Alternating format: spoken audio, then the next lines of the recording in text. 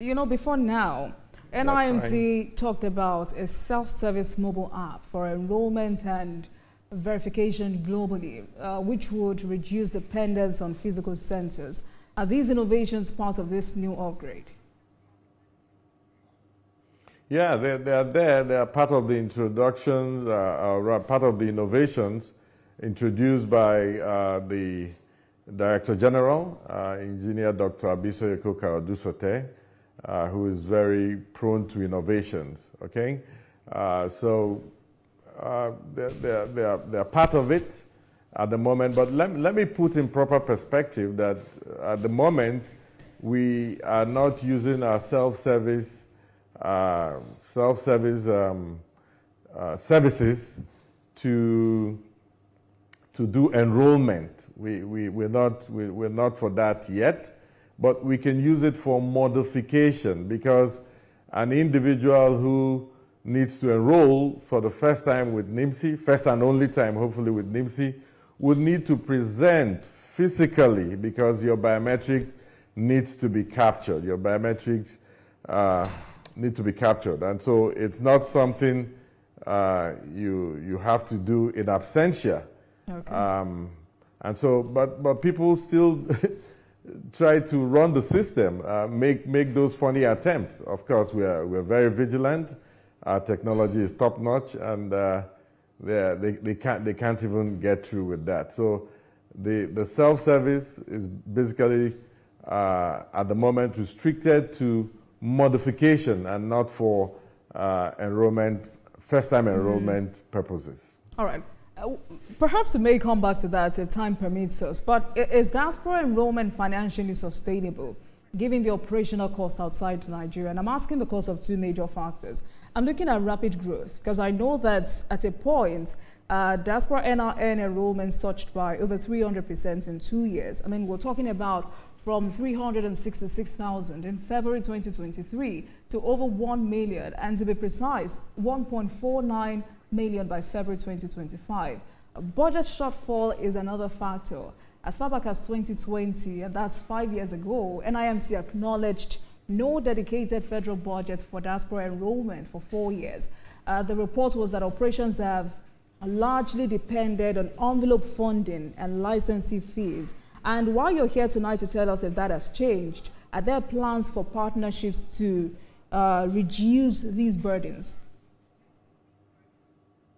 Okay, if you noticed earlier, I spoke about the support, tremendous support that we've received from the government of President Bola Ahmed Tinubu.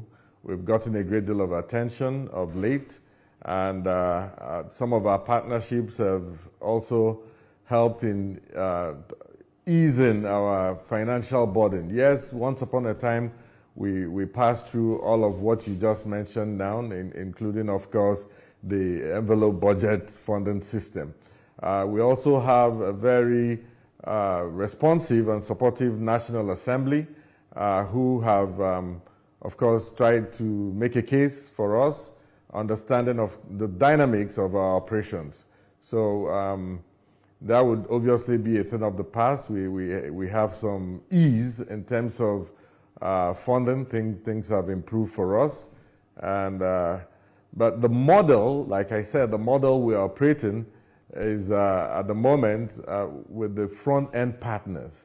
And these are private sector players. Okay. And they've made very huge, may I even say monumental investment in setting up enrollment centers in countries where they are domiciled.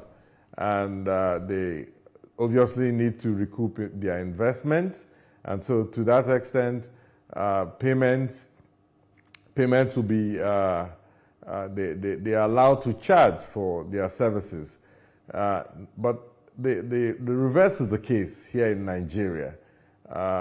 Enrollment remains free in Nigeria. The flip side of things is that, and that I may sound very insensitive if I said that much, but I'll still nevertheless say it. But it may well be better for a Nigerian who is resident in a nearby country to return home and enroll for his or her need, rather than doing so in the country, probably a neighboring country. It may make more sense as far as enrollment for NIN is concerned.